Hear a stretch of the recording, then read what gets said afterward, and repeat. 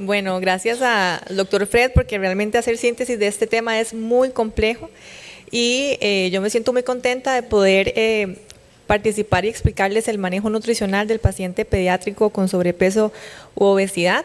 Comienzo por declarar que no tengo ningún conflicto de interés para impartir esta ponencia. El tema será abordado siempre con evidencia basada en ciencia y también me parece importante destacar que va a ser siempre desde la sensibilidad y el respeto, evitando así el estigma del peso en el paciente pediátrico. Y esto es fundamental porque un punto importante es que tanto los profesionales de salud como las familias reconozcan la importancia de un tratamiento inmediato apenas está el diagnóstico. No hay evidencia que respalde una espera vigilante o retrasar el tratamiento, más bien al contrario, lo que dice la literatura es que entre más tiempo se espere, hay menos adherencia al tratamiento y eso disminuye también bastante la probabilidad de éxito en el tratamiento como tal. ¿Por qué? Porque la obesidad es una condición sumamente compleja. De manera similar a un iceberg podemos ver generalmente los componentes que sí hay que ver y son importantísimos, como la alimentación, los hábitos de sueño, el sedentarismo, los aspectos que comentaba el doctor, generalmente que están en la parte posterior del iceberg son los que hay que en la consulta desgranar, estudiar y profundizar para realmente dar un tratamiento adecuado. Y un tratamiento adecuado desde el punto nutricional comienza aquí, en una intervención integral. Para que una intervención dé resultado, definitivamente tiene que contar con un equipo y ese equipo tiene que estar conformado idealmente por, obviamente, el médico pediatra, un nutricionista pediátrico, el endocrinólogo pediatra, un deportólogo o un experto en el ejercicio, llámese un fisiólogo del ejercicio, un fisioterapeuta, ambos que tengan idealmente habilidades de comunicación y conocimiento en el ámbito de la pediatría, así como un psicólogo infantil, precisamente por toda la complejidad de este tema. Eso es fundamental, ese es el primer punto. Son 5 pilares, ese es el número 1 para un buen manejo nutricional, un enfoque integral. El siguiente enfoque que idealmente debe tener la consulta es motivacional y no estigmatizante. Y aquí los pongo a ustedes en la perspectiva de cómo llega un paciente y su familia que tiene sobrepeso o obesidad. ¿Cómo llega esa familia? ¿Llega asustada? ¿Llega con vergüenza? ¿Llega con miedo? ¿Con qué más pueden llegar? Con negación, ¿verdad? Llegan con muchísimas dudas. Entonces, desde la literatura se propone que tanto desde la parte nutricional como de la parte médica y en sí toda la intervención tenga un enfoque de este tipo. Es diferente, por ejemplo, a patologías como fracturas óseas, infecciones, eso sí requiere un manejo inmediato más descriptivo. Ok, tienes esto, vamos a hacer esto. Hay una fractura, el paciente no va a querer que le empiecen a ahondar en otros aspectos, hay que resolver rápido ese dolor, o en una infección. En las enfermedades crónicas no funciona así. En el campo nutricional, por ejemplo, nutrición parenteral, sí, vamos a hacer esto y lo vamos a hacer de esta manera.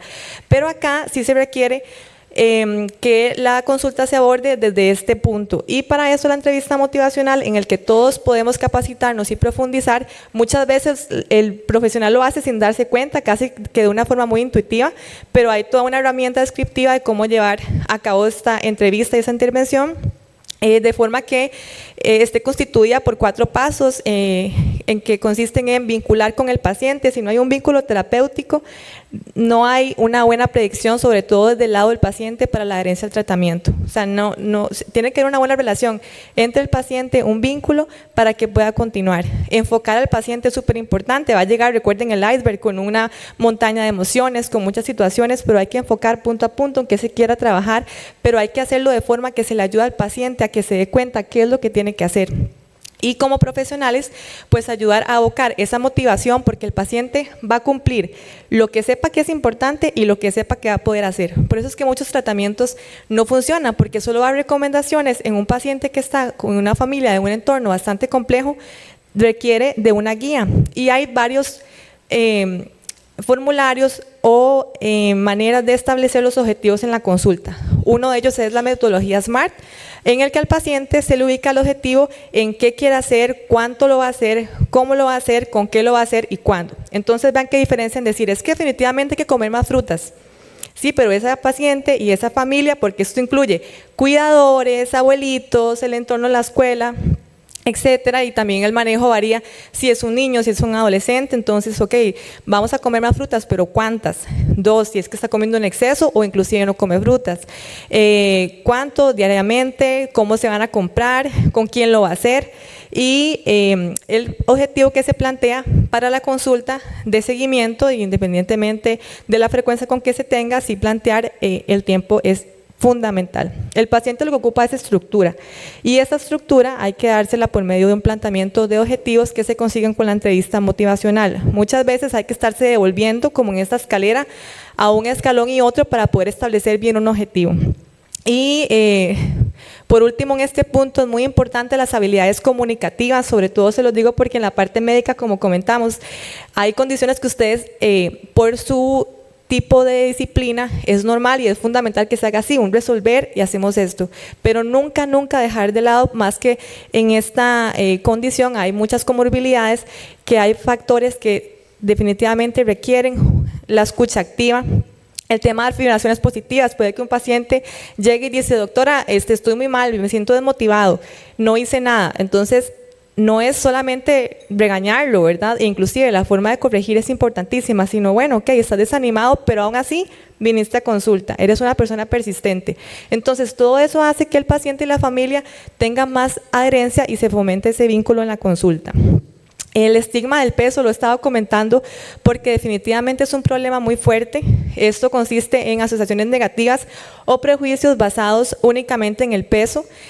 Lamentablemente, pues se da porque se desconoce la multicausalidad y la complejidad de la obesidad y por eso se culpa al niño. Se hacen comentarios como que es un niño perezoso, de pronto que la familia también, que es una familia responsable, y a la familia hay que también empoderarla mucho en esto de que un escenario sobre peso obesidad no es sinónimo de una mala crianza. Y aquí lo más complicado es que eso se presenta tanto en la familia como en la escuela, en el hogar y lamentablemente inclusive por parte de profesionales de la salud. Y esto lo que va a hacer que es evitar que las personas busquen ayuda. O sea, si una familia se siente así, eso va a reducir lo que es tanto el tema de ir a consulta médico-nutricional, como también va a disminuir el tema de realizar actividad física, además de que para el niño también esto puede implicar o tiene consecuencias a nivel de aislamiento social debido a la ansiedad, inclusive a el bullying, baja autoestima, aumenta el riesgo de trastornos de la conducta alimentaria. Insisto en que promueve un mayor sedentarismo, etcétera. Por eso es que esta palabra es muy importante recordarla para hacer todo lo que podamos de luchar contra el estigma del peso en pediatría, y podemos hacer mucho, o sea, evaluar nuestros propios sesgos, usar un lenguaje centrado en la persona y no en el peso, reconocer que el peso no es un comportamiento, sino que es un agente multifactorial.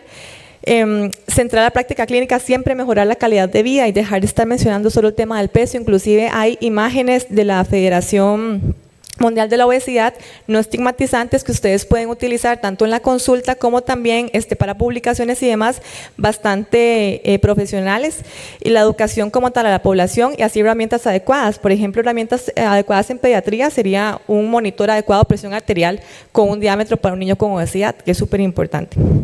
Un tratamiento adecuado, como han insistido los doctores, y eso estoy muy contenta de haberlo visto toda la mañana. Y definitivamente tiene que ver con un buen diagnóstico, y un buen diagnóstico requiere tiempo. Eso no es una preferencia personal en enfermedades crónicas, inclusive está datado en esta última guía de manejo de la Academia de Pediatría, que es una consulta que requiere más tiempo del usual. Entonces, como decía el doctor, el tema tiempo definitivamente, dependiendo del sistema de salud en que nos encontremos, puede jugar un factor en contra. Eso es inevitable o a favor, pero es importantísimo tenerlo en cuenta. En cuanto a la antropometría, nada más recordar a los médicos, pediatras, profesionales de enfermería y nutrición la toma adecuada, porque en la práctica también hay muchos errores, lamentablemente, en lo que es la toma de mediciones, cuando un niño tiene que estar acostado, cuando tiene que hacerse el peso sentado, inclusive en cuanto a la longitud o talla. Por ejemplo, si un niño tenía que medirse de cúbito y de pronto se midió en posición vertical, hacer la conversión, porque eso puede significar una reducción de lo que es casi 1 centímetro en la talla. Y también cuando se va a tomar la talla, pedir siempre la inspiración, porque eso lo que va a ayudar es a reducir el error, que pueden ser hasta 2 centímetros en la medición. La comunicación del diagnóstico, pasamos mucho tiempo hablando de la enfermedad, mucho tiempo hablando de cómo abordarla, pero es importante usar palabras neutrales, sobre todo cuando está el niño. Muchas familias, y ustedes lo han visto, de pronto han recibido también un diagnóstico al frente del niño de un tema bastante fuerte con este punto, inclusive que al niño lo asusta, igual le va a incrementar todas estas conductas de preocupación y demás, así que hay que utilizar un lenguaje que priorice a la persona. Niño con obesidad o persona con obesidad, no es adecuado utilizar palabras como niño grande, gordo, gordito, porque todo eso es percibido por las familias como un lenguaje estigmatizante. Reconocer y validar que hay muchos sentimientos de tristeza, frustración, negación, como mencionaban anteriormente, y eso dentro de la entrevista motivacional también hay que comentarlo y enfatizarlo bastante. Con los laboratorios, aquí el punto es estar en sintonía con ustedes como médicos, de, por ejemplo, qué laboratorios están enviando, por qué los están enviando, o sea, hay que estar totalmente sincronizados. Este manejo es no solamente multidisciplinario, sino transdisciplinario, o sea, hay que tener una conversación idealmente con el equipo que está trabajando el paciente para saber a dónde estamos. En cuanto al tratamiento nutricional, pues efectivamente hay herramientas, ¿verdad?, para estar trabajando el escenario más básico, como por ejemplo los lípidos alterados, triglicéridos altos, HDL bajo y demás. Entonces, súper importante dentro de la historia clínica abarcar todos los parámetros, desde los antecedentes familiares, los antecedentes, hay que volverse desde la gestación, para ver qué tanta carga epigenética también puede tener o no ese niño, cuánto pesó cuando nació, cómo ha ido la evolución del peso, en adolescentes, por ejemplo, el ciclo menstrual, el patrón de micción, defecación, medicación, suplementos, las revisiones odontológicas, también estar muy pendiente de cómo está esta evaluación, estar comenzando con las familias, la exploración física, nutrición, bueno, corresponde a la antropometría, y en este caso, créame que para un nutricionista es fundamental conocer qué otras condiciones pueden afectar, por ejemplo, la actividad física. De pronto un paciente está quitándose los zapatos para pesarse y camina un poco raro, y es preguntarle, ¿ya visitaste o tuviste en algún momento algún diagnóstico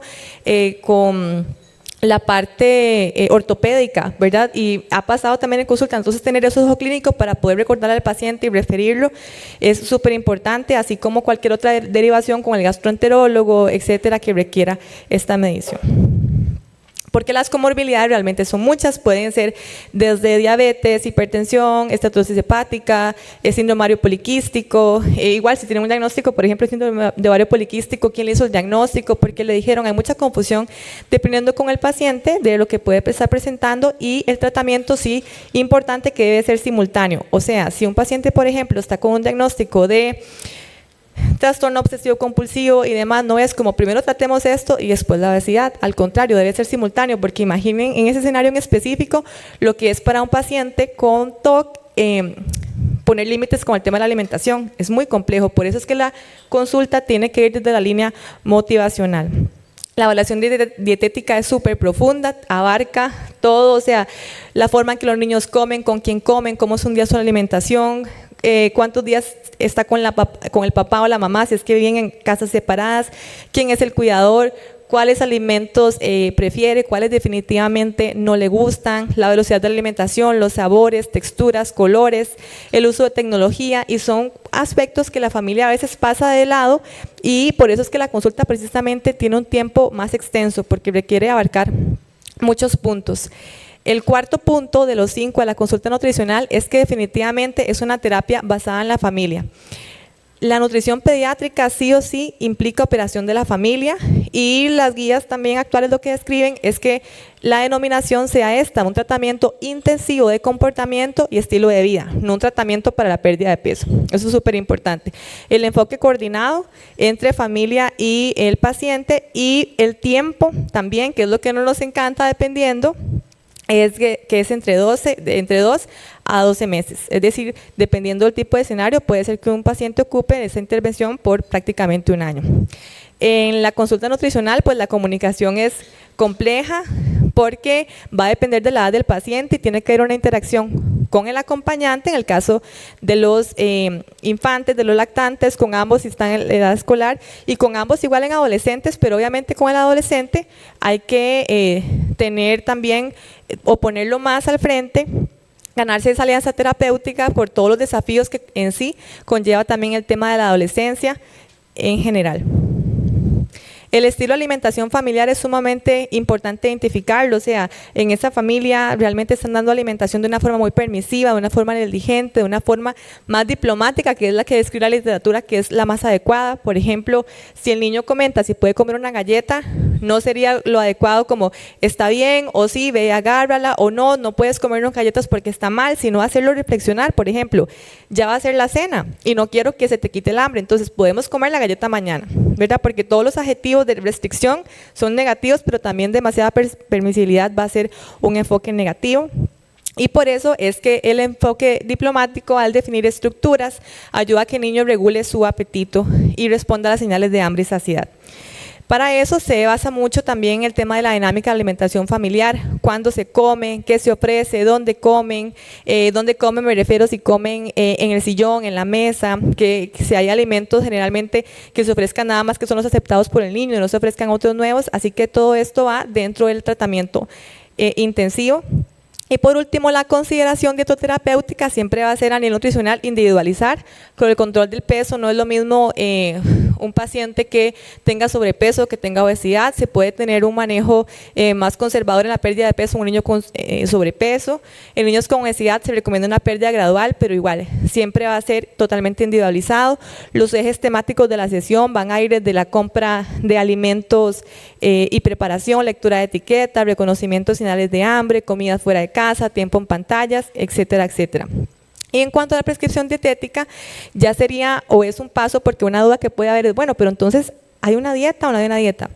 La literatura, o sea, no recomienda como tal hacer una dieta por muchas cosas, pero una cosa es hacer una dieta y otra cosa es enseñar un plan de alimentación también a la familia, no como para que el niño sepa que solo puedes comer 1 o 2 porciones de carbohidratos, sino sobre todo para la familia cuando hay ambientes de sobrealimentación que tengan en norte cómo es la alimentación que idealmente ese niño debe recibir. Y esto lo digo porque sí hay también muchos mitos con respecto a la intervención de pérdida de peso con trastornos de la conducta alimentaria. Hay que prestar un énfasis sobre todo a momentos vulnerables como la adolescencia para ese tipo de condiciones, pero una práctica supervisada definitivamente va a ayudar a eliminar prácticas inadecuadas, va a mejorar la autoestima, el bienestar y por lo tanto puede ayudar a prevenir lo que son trastornos de la conducta alimentaria. Y puntos últimos con respecto a ciertos nutrientes, por ejemplo el azúcar, o sea, ¿por qué no? Y en las guías de alimentación complementaria, hasta después de los 2 años de edad, tiene muchas razones de por qué ser así. No cubre requerimientos nutricionales, sí puede tener una influencia sobre la preferencia por alimentos dulces y obviamente se asocia más con el riesgo de obesidad y diabetes. La cantidad máxima recomendada es menos de un 5% del valor energético total, que eso en cucharaditas como tal podría corresponder de 4 a máximo 6 para todo un día en un niño, y eso ya no incluye un fresco, sino por ejemplo una preparación que ya tenga azúcar. Idealmente esto es lo máximo de consumir. Cuando se dicen las recomendaciones suenan como súper tajantes y como muy difícil de alcanzar, pero precisamente para eso es la consulta, para flexibilizar, para entender, para acompañar a la familia a que pueda hacer su mejor versión. Tenemos que hablarlo así para poder flexibilizar, no podemos flexibilizar sin tener el estándar de qué se debe y qué no se debe hacer.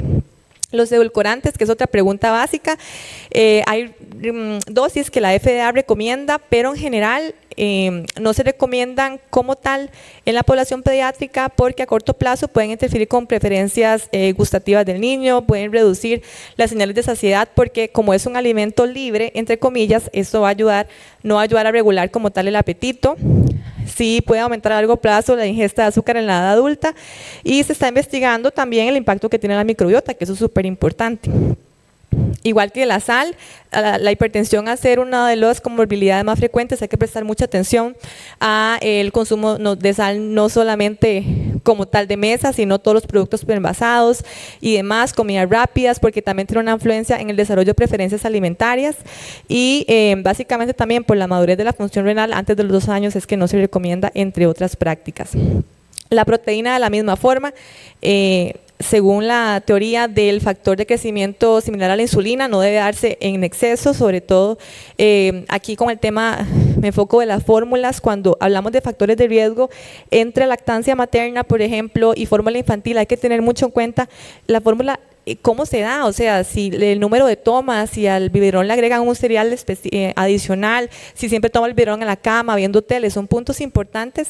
Y obviamente hay estándares, por ejemplo, de que la fórmula no aporte más de 4 gramos de proteína por cada 100 calorías utilizables. Pero esto también incluye para cuando se ofrecen tipos de yogur, etcétera, en la complementaria, y en edades posteriores tenerlo muy en cuenta, porque realmente la cantidad de proteína que se ocupa se cubre con una alimentación equilibrada. El tema de actividad física, también tomarlo en consideración de cómo hacerlo, para qué hacerlo, con un orden de frecuencia, intensidad, tiempo y disfrute. Aquí se puede utilizar también la metodología FIT, que lo que ayuda es a que el paciente tenga un norte y su familia de cómo realizar esa actividad física, porque la recomendación de hacer 30, 180, 20 minutos, 60, ocupa esto, ocupa estructura, ocupa un seguimiento y ocupa un acompañamiento, y ese acompañamiento se da desde la educación nutricional, que esa educación tiene que armonizar, obviamente, la ciencia de la nutrición con la ciencia de la educación, la comunicación y la psicología. Eso es súper importante. Entonces, por ejemplo, a un paciente no es lo mismo decirle y que nosotros sepamos como profesionales cuánta agua tiene que tomar, cuántas onzas por tiempo de comida. Eso es importantísimo. Todo lo tenemos que saber y lo tenemos que manejar, pero el paciente lo que ocupa para su vida cotidiana, ese niño, por ejemplo, en el manejo nutricional, es una actividad didáctica en la consulta, el por qué tomarla, cómo tomarla, y por ejemplo se puede llevar para la casa este diagrama, esta infografía, para pegarlo en el baño y que cada vez que va a orinar vea cómo cambia el color de su orina por la cantidad de agua que toma versus cuando toma, por ejemplo, una bebida o un refresco.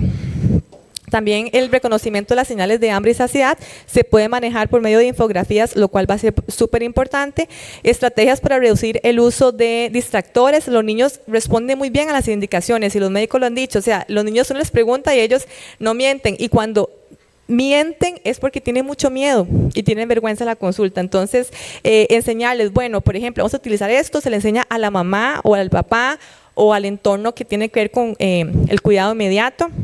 De, por ejemplo, cómo reducir el uso de dispositivos electrónicos a la hora de comer, se puede hacer de una forma gradual.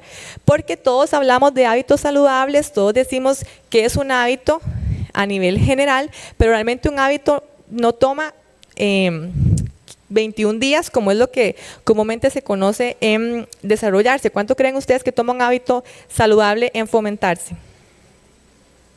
¿Cuánto?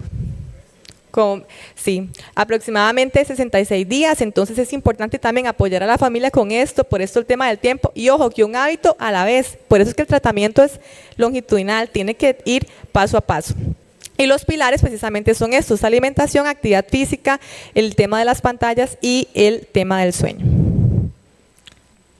Bueno.